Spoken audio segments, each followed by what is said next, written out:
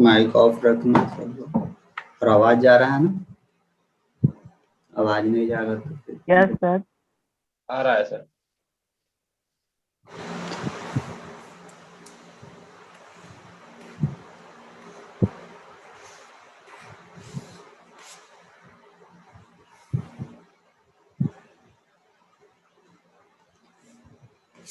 देखो स्क्रीन पे जो लिखा रहा है वो तुम लोगों को दिख रहा है? Yes sir. Yes sir. Yes sir.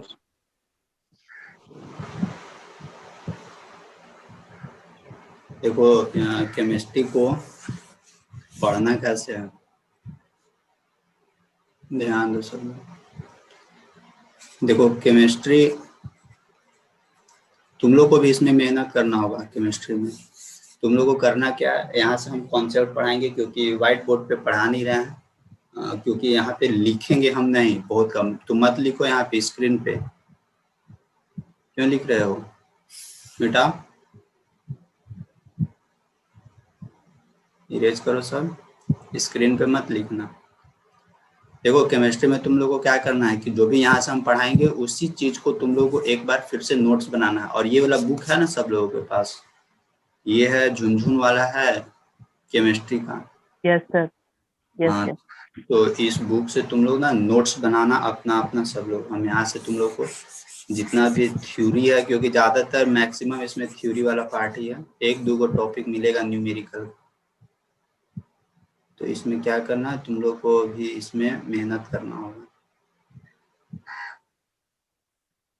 चलो देखो इसमें हम लोग को करना क्या, फर्स्ट क्या है, इंट्रोडक्शन है। इंट्रोडक्शन में एटम्स एंड मॉलिक्यूल्स के बारे में पढ़ना है कि एटम्स क्या होता है, मॉलिक्यूल्स होता है। मतलब बेसिक है हम लोग का एटॉमिक स्ट्रक्चर। एटॉमिक स्ट्रक्चर हम लोग क्लास 9th में भी पढ़ते हैं, जिसको हम लोग एटॉमिक स्ट्रक्चर को बोलते हैं परमाणु संरचना, ठीक ना। यही है परमाणु संरचना। परमाणु संरचना मतलब कि देखो परमाणु बोला जाता है ना सबसे छोटा से छोटा पार्टिकल्स को एटम, एटॉमिक स्ट्रक्चर इसको लोग बोलते हैं। जैसे जितना भी अर्थ सरफेस पे जितना भी ऑब्जेक्ट बना है, जहां जहां जो भी ऑब्जेक्ट दिख रहा है, सब ऑब्जेक्ट एटम से मिलकर बना है। यानी उस पदार्थ का एटम सबसे छोटा पार्टिकल्स होता है। हम लोग भी बने हैं, हम लोग भी बने हो, जो भी हम लोग के आमने सामने जितना भी ऑब्जेक्ट होगा सब एटम से मिलकर बना है। तो एटम के बारे में पढ़ना है कि एटम का स्ट्रक्चर कैसे हुआ। अब एटम किस चीज से मिलकर बना, इसके बारे में भी है कि एटम कैसे बना, कौन इसको रिसर्च किया, कौन खोज किया, यही सब इसमें हम लोग को देखने को मिलेगा। सबसे पहला एटम और मॉलिक्यूल्स क्या होता है ये देखना है। इसके बाद फंडामेंटल पार्टिकल्स है, फिर atomic size, atomic mass number क्या होता है, इलेक्ट्रॉनिक कॉन्फ़िगरेशन कैसे निकालते हैं हम लोग, आइसोटोप, आइसोबार। तुम लोग आइसोटोप आइसोबार भी पढ़ा होगा, जिसको हिंदी में बोलते हैं समस्थानिक और समभारी। तुम लोग ने सब पढ़ा है ये वाला क्लास 9th में। अगर क्लास 9th अच्छा से पढ़ा होगा ना तो बेहतरीन तरीका से समझ जाओगे। इसके बाद हम लोग को यहाँ से क्या मिलने वाला है, इसके बाद यहाँ से हम लोगों को मिलेगा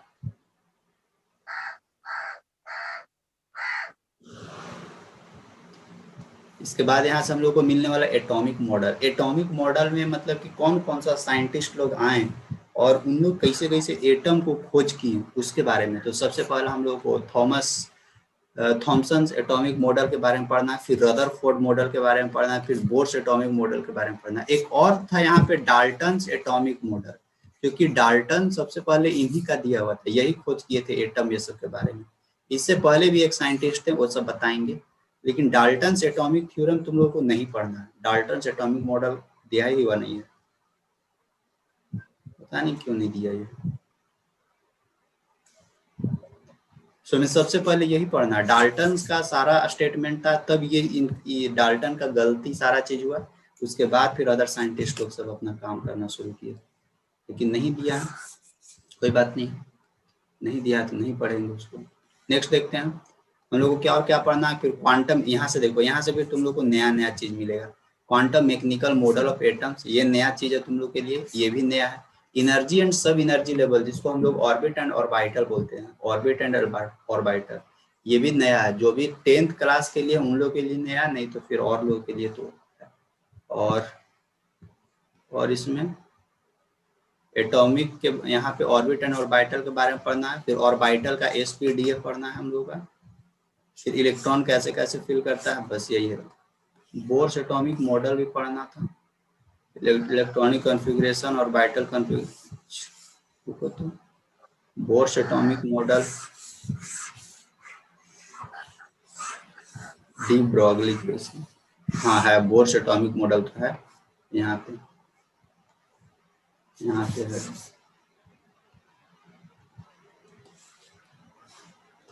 चलो थोड़ा थोड़ा हम लोग समझते हैं यहाँ पे। देखो लिखना तुम लोग भी,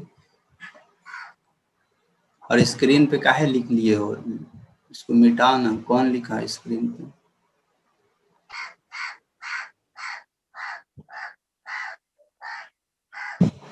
माइक ऑफ रखो।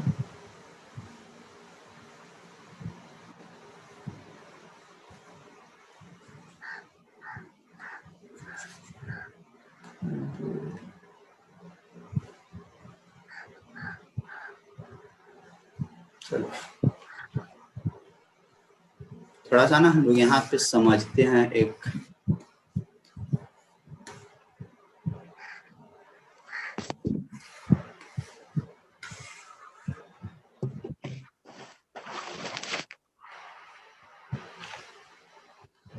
देखो सबसे पहला हम लोग का आया था ना एटम।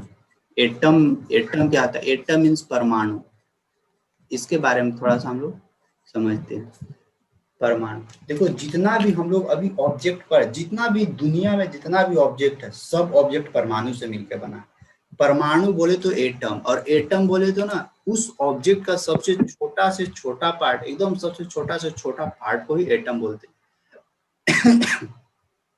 अगर सामने अगर ये ड्रॉप देख रहे हो, तो इस ड्रॉप का जो भी स्ट्रक्चर है ना, वो स्ट्रक्चर छोटा से छोटा पार्टिकल से मिलकर बना, और सबसे छोटा यानी सबसे छोटा जो पार्ट होता है ना, उसी को हम लोग बोलते हैं एटम। और जब छोटा छोटा पार्ट आपस में मिलता है, तो जब छोटा छोटा पार्ट आपस में मिलता है ना, तो एक बड़ा चीज का निर्माण करता है। जैसे अगर दो छोटा छोटा पार्ट मिलेगा, जैसे बालू ले लो, कंकड़ ले लो, बालू वाला कंकड़ होता है ना, उस पे गौर करो, उसमें क्या होता है, वो तो एकदम सबसे छोटा, ये वो छोटा पार्ट लो बालू का, देखोगे ना, वो बहुत छोटा है, लेकिन उससे भी निग्लिजिबल रहता है एटम, जिसको हम लोग देख नहीं सकते हैं नेक्ड आइज। और उसी में से अगर दो गो बालू को मान लेते हैं आपस में हम ले लिए, तो छोटा छोटा बालू को ले रहे हैं, तो अब देखना उसका साइज है ना, धीरे धीरे साइज बढ़ते जाता है। यानी एटम से जो बड़ा साइज होता है, उसको हम लोग बोलते हैं मोलिक्यूल्स। मोलिक्यूल्स मतलब अणु।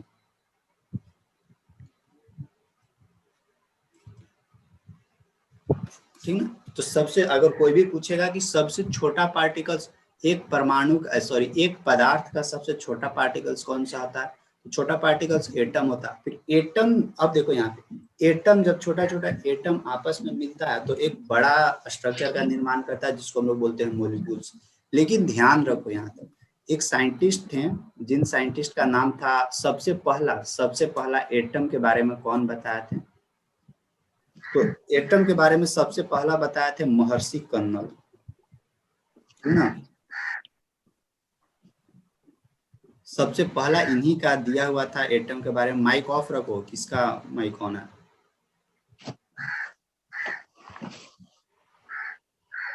ये सब छोटा छोटा पॉइंट है। कन्नड़, अब देखो यहाँ पे महर्षि कन्नड़ तो ठीक है, ये एटम के बारे में बताएं, लेकिन जो इनका जो ये स्टेटमेंट था ना, वो ज्यादा पॉपुलर नहीं हो पाया। क्यों ना?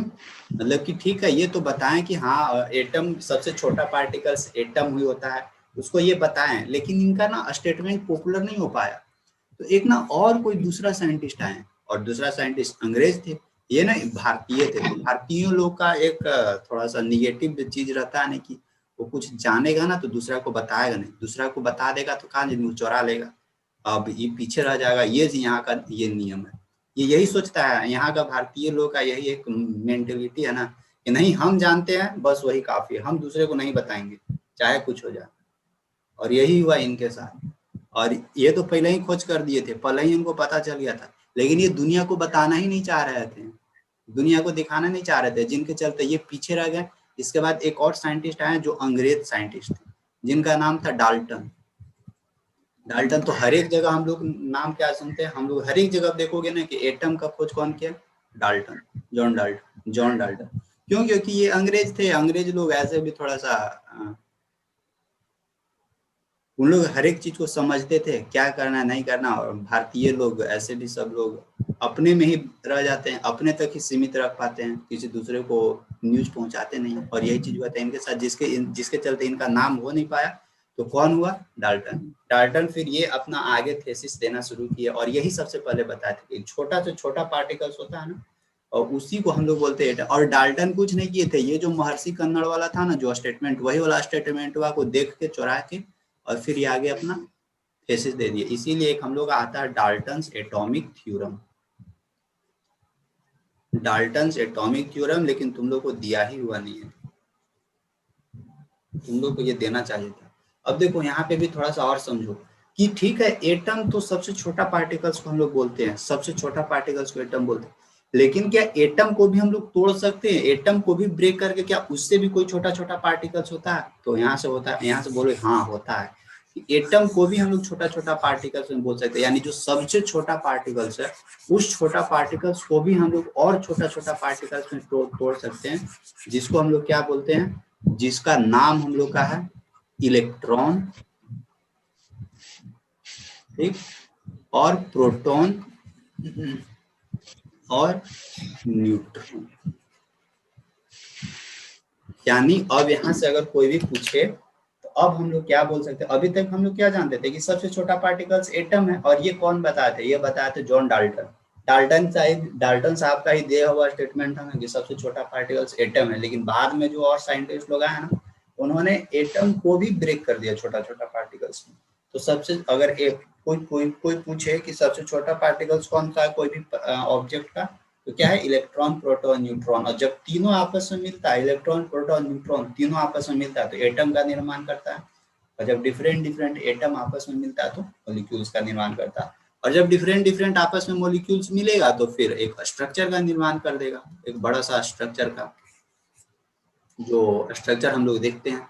यही है इसमें बेसिक चीज। अब इसी के बारे में पूरा हम लोगों को पढ़ना है कि एटम कैसा दिखता है, एटम का साइज क्या होता है, फिर इलेक्ट्रॉन के कौन खोज किया, फिर इलेक्ट्रॉन कहाँ पे रहता है, इलेक्ट्रॉन एटम में किस जगह पे स्थिर होता है, प्रोटॉन कहाँ होता है, न्यूट्रॉन कहाँ होता है, इलेक्ट्रॉन का चार्ज क्या होता है, प्रोटॉन का चार्ज क्या होता है, न्यूट्रॉन का चार्ज क्या होता है।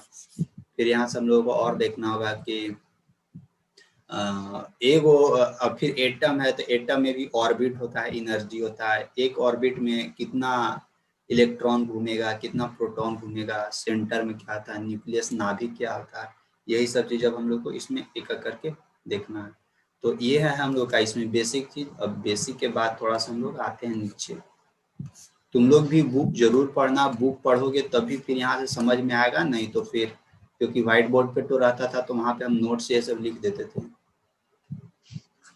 हम लोग समझना इस चीज को। चलो हम लोग अब एक एक पॉइंट पे जिक्र करते हैं इसमें, और जो जो भी इम्पोर्टेंट पॉइंट रहेगा उसी पे डिस्कस करेंगे, ज्यादा इसमें हम अभी समय नहीं देंगे। जो जो भी जरूरी चीज है उसके बारे में बात करते हैं।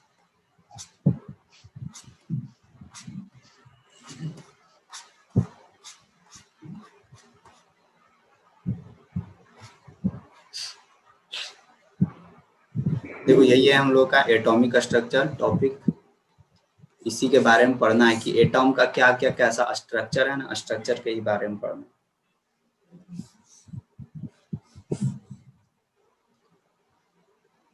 देखो यहाँ पे ना दिया होगा महर्षि कन्नड़ के बारे में।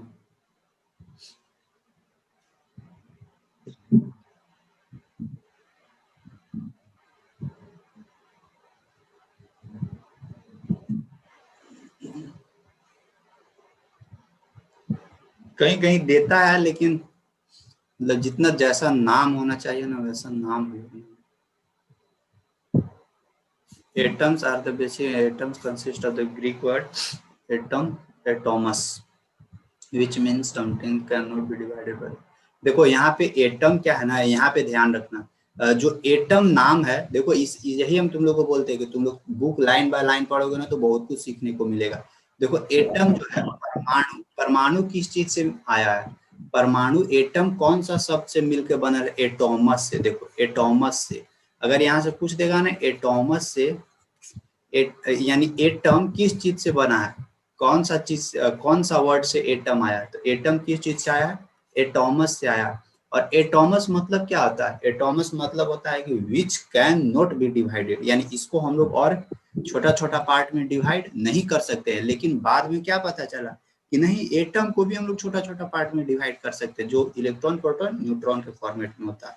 तो यहाँ से देखो एक पॉइंट बना सकते हो यहाँ पे कि ठीक है, यहाँ तो एटम दिया हुआ है कि एटम तो हम लोग बोलते हैं सबसे छोटा छोटा पार्टिकल्स को, लेकिन एटम कहाँ से आया? एटॉमस से आया। और एटॉमस का मीनिंग क्या आता है? Which means something that can not B divided into further, इसको हम लोग और छोटा छोटा पार्ट में डिवाइड नहीं कर सकते हैं। ये सब पॉइंट लिखना तुम लोग बुक में, या नहीं तो अभी भी पढ़ा रहे हैं तो लिख सकते हो पॉइंट। फिर आगे, the concept of atoms as the smaller particles of all matters was first proposed by earlier in, देखो यहाँ पे अर्ली इंडियन फिलोसफर, जो भारतीय दार्शनिक शास्त्र थे ना, वही सबसे पहले इसके बारे में इंट्रोड्यूस करवाए थे। लेकिन कोई नहीं जानता है ना कि मतलब बहुत कम लोग जानता है कि एटम को ये भी साइंटिस्ट खोज किए थे भारतीय।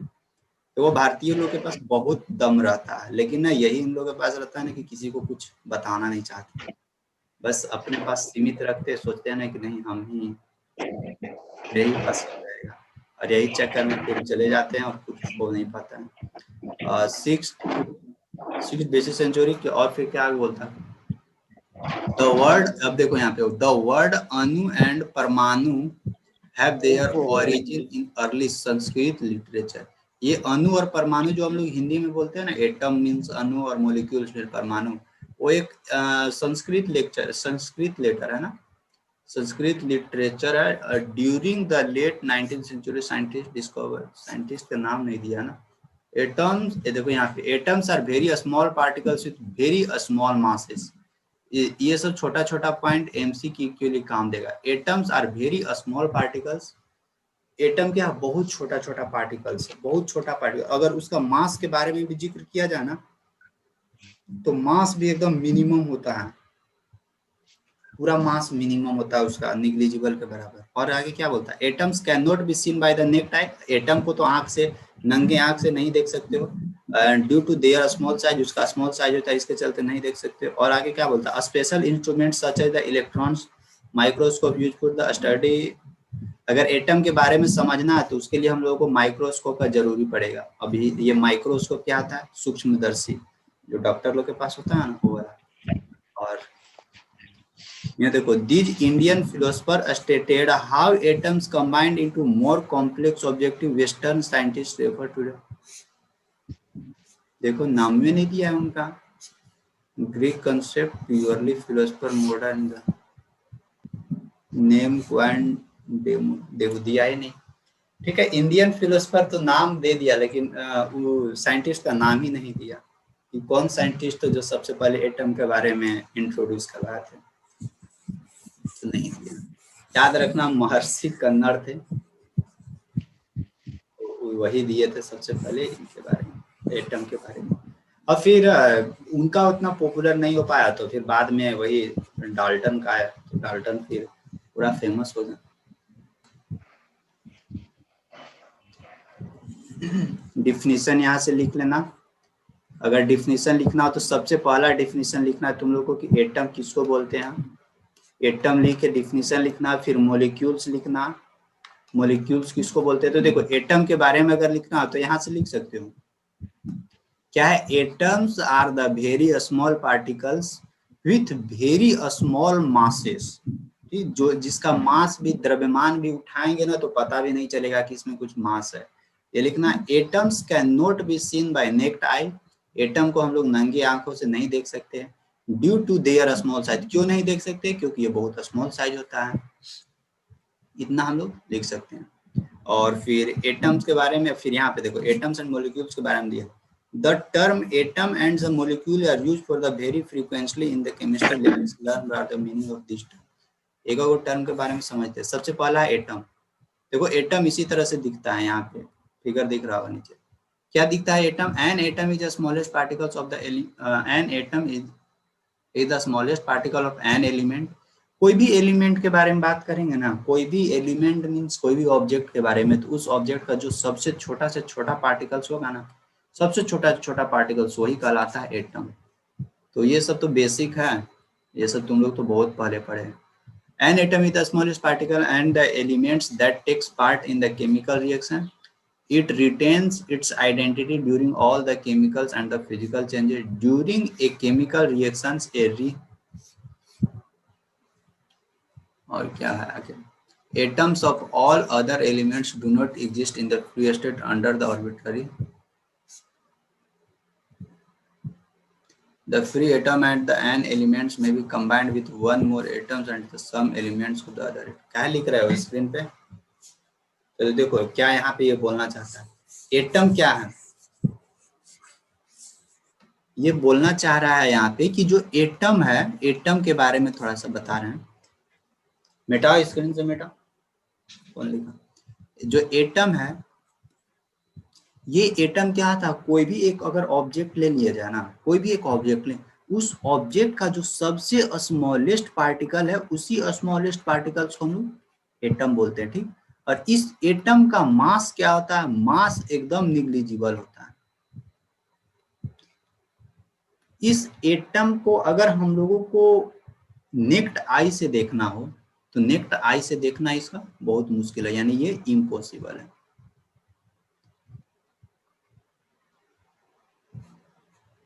और एटम क्या होता है, हर एक ऑब्जेक्ट के लिए अलग अलग होता है, हर एक एलिमेंट के लिए अलग अलग। एलिमेंट के बारे में बात करते हैं ना, क्योंकि एलिमेंट के बाद फिर ऑब्जेक्ट, और एलिमेंट सबसे शुद्ध पदार्थ है। तुम लोग ये सब जानते हो ना कि एलिमेंट किसको बोलते हैं, कंपाउंड किसको बोलते हैं, मिक्सचर किसको बोलते हैं, ये सब पढ़े हो ना। जैसे एलिमेंट में तत्व, तत्व एक होता है, एक होता है हिंदी में यौगिक होता है, एक होता है मिश्रण होता है। ये सब हम वर्ड यूज करेंगे बीच बीच में, तो ये सब तुम लोग पढ़ लेना। तत्व किसको बोलते हैं, जो hydrogen, helium, lithium, beryllium, boron, carbon, nitrogen, oxygen, ये सब होता है, उसको तत्व बोलते हैं। पीरियोडिक टेबल याद कर लेना, कम से कम 1 से 30 तक, बार बार हम यूज करेंगे। तत्व क्या होता है, तत्व होता है कि दो एलिमेंट को एक फिक्स प्रोपोर्शन में आपस में मिला के जब हम लोग एक नया चीज का निर्माण करते हैं, उसको हम लोग बोलते हैं एलिमेंट, सॉरी उसको बोलते हैं कंपाउंड मीन्स यौगिक।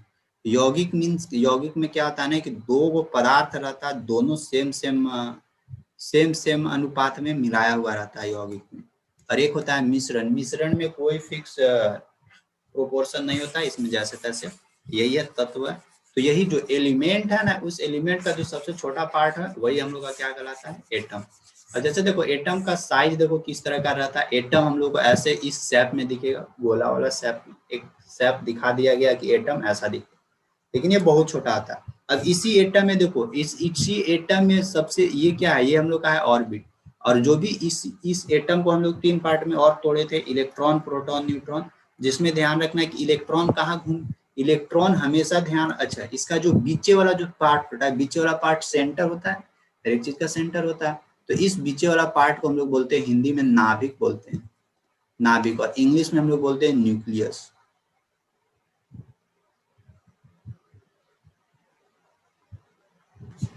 ठीक, अब देखो, और यहाँ पे ध्यान रखना है ना कि ये नाभिक है, और ये नाभिक है, ये चारों तरफ है। अब इसमें देखो, इसमें जो छोटा छोटा पार्ट है इलेक्ट्रॉन, प्रोटॉन, न्यूट्रॉन, इसमें ध्यान रखना कि जो नाभिक के अंदर है, या नहीं तो नाभिक के पास जो प्रोटॉन पाया जाता है ना, प्रोटॉन और न्यूट्रॉन, वो नाभिक में पाया जाता है। और जो इलेक्ट्रॉन है, वो इलेक्ट्रॉन इस एटम के चारों तरफ क्या करता है, चक्कर लगाता है। चारों तरफ चक्कर लगाता है मतलब कि न्यूक्लियस के चारों तरफ चक्कर लगाता है।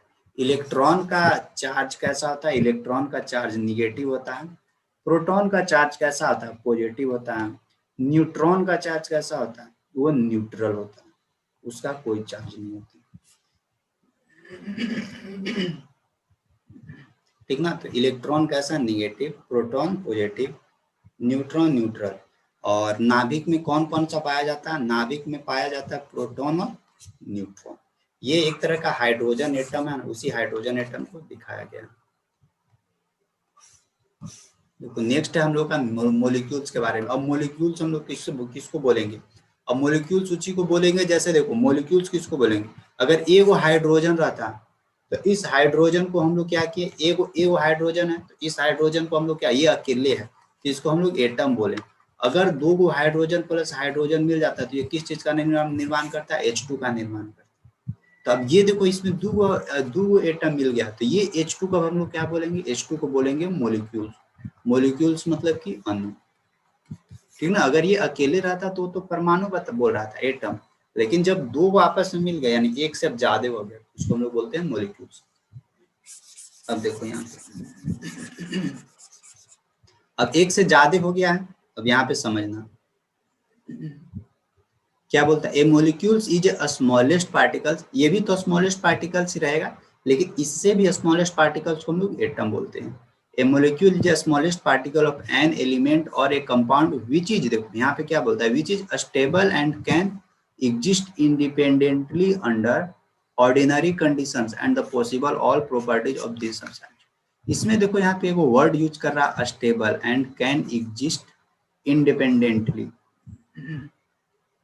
ये जो देखो जब एटम रहता है ना, एटम तो स्टेबल नहीं रहता। स्टेबल मतलब समझ रहे हो, स्टेबल मतलब कि स्थिर रहना।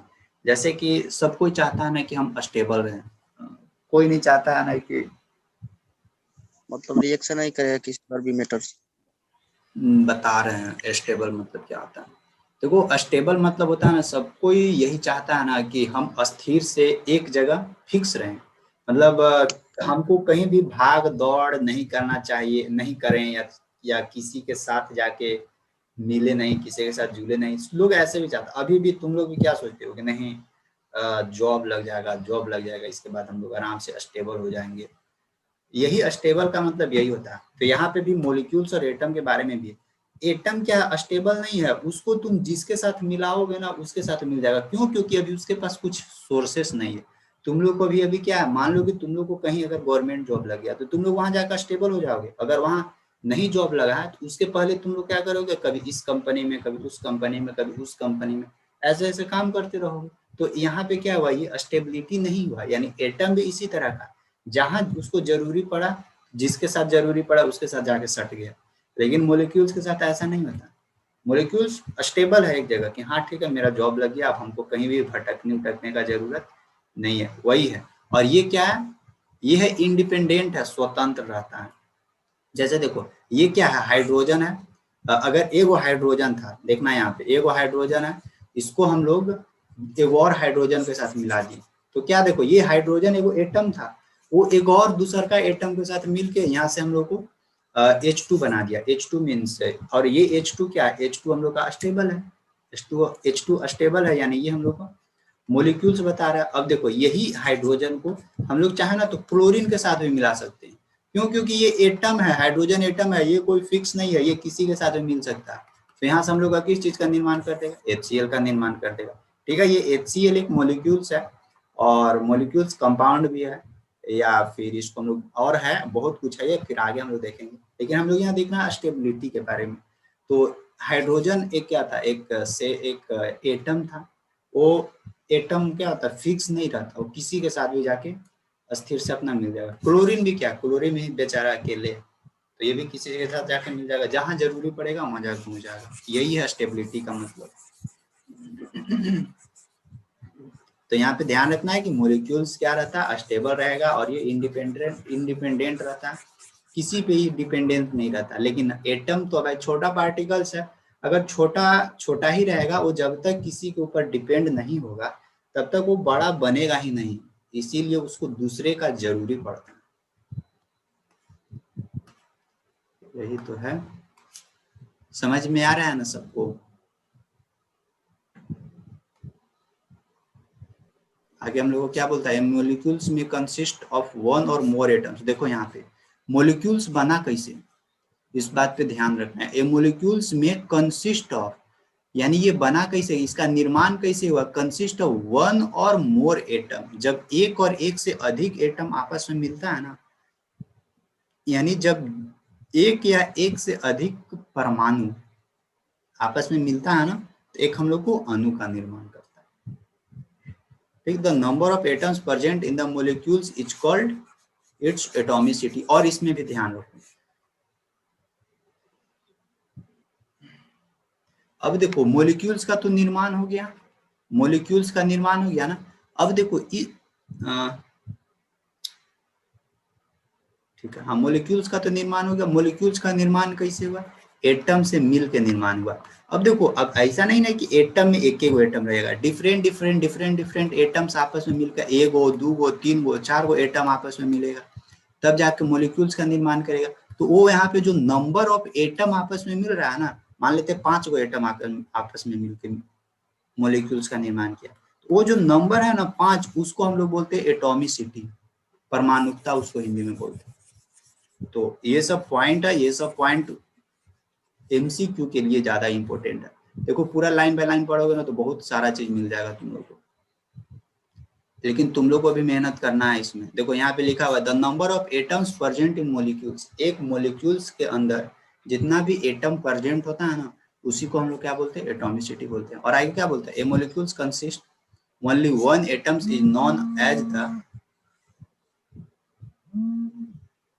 फिर हम लोग क्या बोलता है? A molecules consist only one atoms is known as the mono atomic molecules. देखो जिस मॉलिक्यूल्स के अंदर केवल और केवल वन एटम पाया जाएगा, केवल और केवल एक एटम, उसको हम लोग क्या बोलेंगे?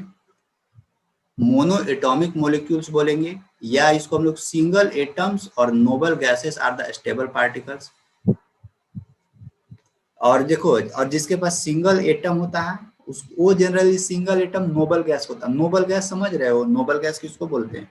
नोबल गैस बोलते हैं कि जो किसी के साथ रिएक्शन नहीं करता है। जैसे कि पीरियोडिक टेबल में तुम लोग देखोगे ना, 18 नंबर वाला सबसे लास्ट वाला hydrogen, sorry helium, neon, xenon, krypton, rubidium, ये सब जितना भी है ना 18 नंबर वाला जितना भी सीरीज है, सब स्टेबल में वो सब इसी के अंतर्गत आता है, नोबल गैस के अंतर्गत आता है।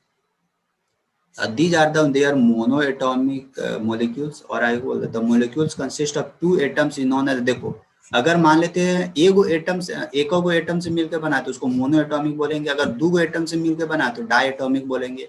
और अगर molecules of the elements that is hydrogen, nitrogen, oxygen, fluorine etc are the made up of two atoms etc, हाँ देखो हाइड्रोजन है, नाइट्रोजन है, ऑक्सीजन, ये सब दो से मिलकर बना, इसीलिए इसको हम लोग डायमोलिक्यूल्स बोलते हैं। The molecules consist of more than two atoms is called the polyatomic molecule.